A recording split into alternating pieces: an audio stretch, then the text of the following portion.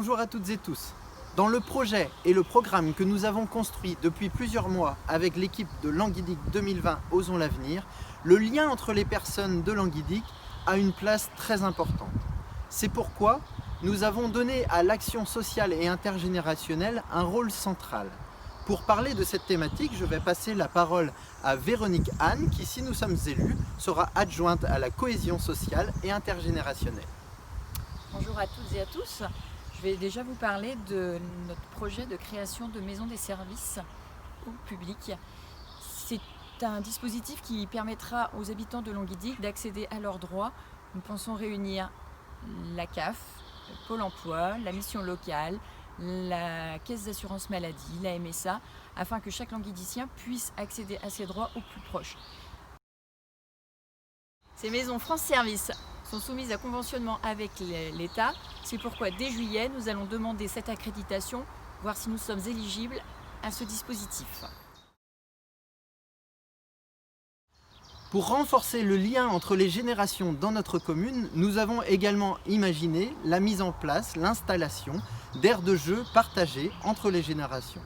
Les jeux de boules existants sur la commune pourront être remis en valeur, couverts pour permettre de jouer par tous les temps et seront construits à côté d'aires de jeu pour les enfants.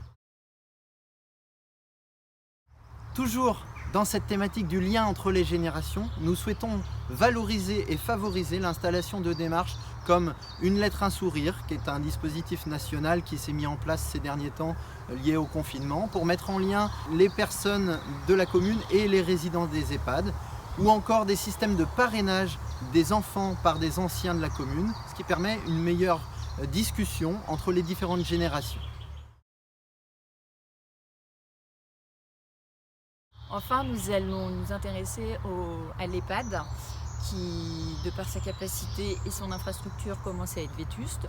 Nous travaillerons de concert avec l'ARS qui a voix à la décision, mais nous serons partie intégrante du projet où nous mettrons un cahier des charges avec l'environnement, l'emplacement et nous serons acteurs dans ce domaine. Parallèlement, nous souhaitons mettre en place des modes d'hébergement alternatifs comme les résidences partagées où toutes les générations pourront se retrouver au sein d'un lotissement ou d'une résidence. Et dernier point sur lequel nous souhaiterions travailler et impliquer les languidiciens, c'est les familles d'accueil où des personnes pourront accueillir des personnes âgées ou handicapées et pourront leur permettre de vivre à domicile une vie moins institutionnalisée. Voilà pour notre programme. Les personnes désireuses de s'investir dans un des projets que nous venons d'énoncer, à savoir le parrainage d'un enfant par un ancien ou encore la construction du nouvel EHPAD de Languidic dans une commission de travail, peuvent nous contacter sur notre site internet www.languidicosonslavenir.bzh. Merci beaucoup pour votre écoute et à bientôt.